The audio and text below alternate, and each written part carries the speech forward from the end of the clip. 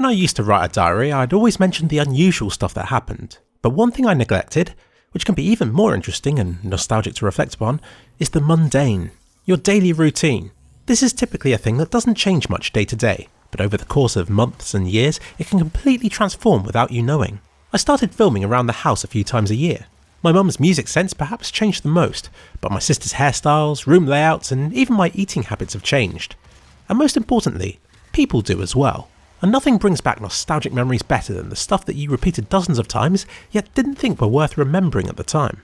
This is a video of 2 parts. The first is about my life at the moment, for my own documentation as much as anything. The second will be a number of tips for how to document your own life that I've learned over the years.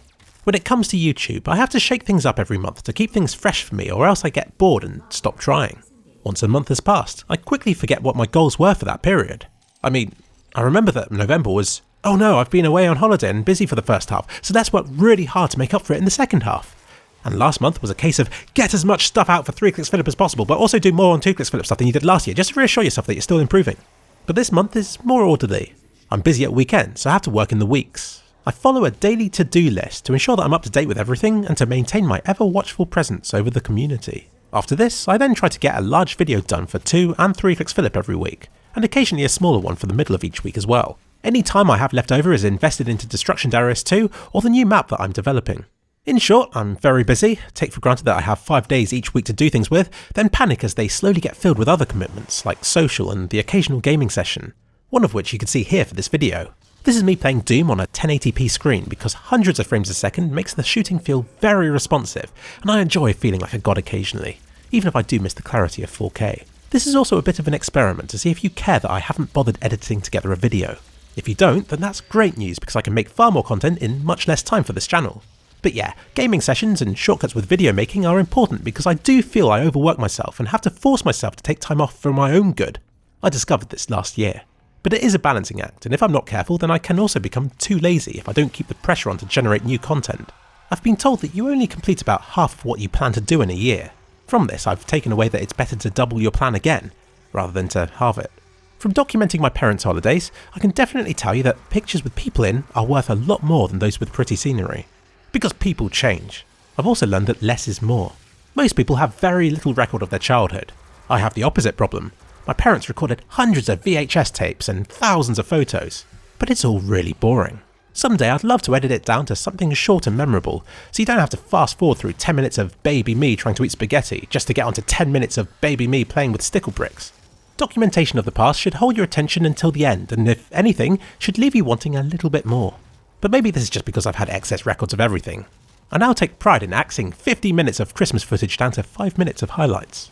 There's only so much content from Christmas 2007 that you want to watch, even if it does become more valuable with time. And lastly, I store my content in the best quality that I can.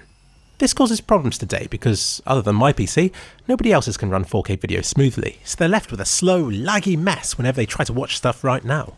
But I don't care. In the short term, I don't mind making a lower quality copy to send to people whenever it's needed. Because come the future, the higher quality originals will be worth it. The extra file size won't matter, and the additional resolution will be appreciated. But wait, I've contradicted myself here. If you've been following my channel for a while, then you'll know that last January I re-encoded everything using the new H.265 format. If you do this to already encoded content, then it will degrade the quality, and I only really did it to save huge quantities of hard drive space right now. So yeah, I've contradicted myself a bit. This kind of happens when you learn new things that change how you would have dealt with things in the past. I don't regret what I did last January to existing files. I was very careful to keep the quality nigh on identical. I just regret not doing it sooner to avoid these problems, which I couldn't really have done since H.265 hasn't been around for that long. And yes, I could have waited a bit longer for an even better and smaller standard to come along, but no, it wouldn't have made much sense to do so, and no, I likely won't be re-encoding older content again if this does happen, unless it's much better than H.265 again and I deem it worthwhile. I've had to use my best judgment here, and freeing up hard drive space to make way for newer, higher quality recordings in the future just seemed to make sense.